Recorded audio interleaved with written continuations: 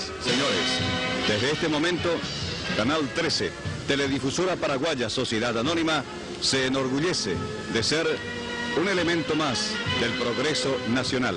Las telecomunicaciones paraguayas han avanzado hasta alcanzar niveles más evolucionados en el mundo.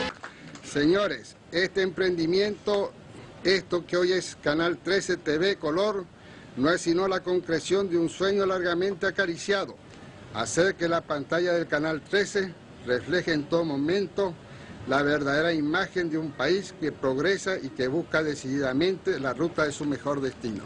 Oh Dios Padre Todopoderoso, que en tu nombre se santifican todas las cosas y todas las criaturas reciben su gracia y eficiencia, te pedimos humildemente, bendigas este edificio y la planta transmisora de la televisión destinada a Canal 13 Teledifusora Paraguaya.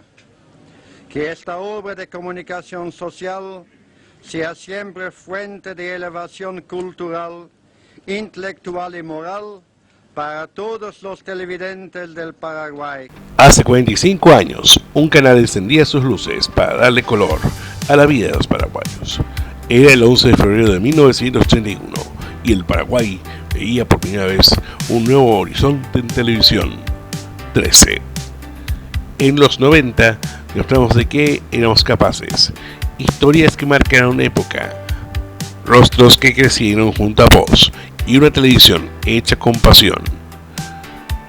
En los 2000 y hasta hoy, caminamos ya consolidados hacia la alta definición, con una sola meta, estar más cerca de nuestra gente. Porque estos 45 años no son solo historia, son compromiso, evolución y conexión.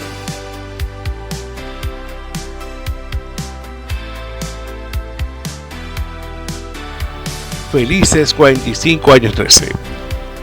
13, 45 años conectados con nuestra gente.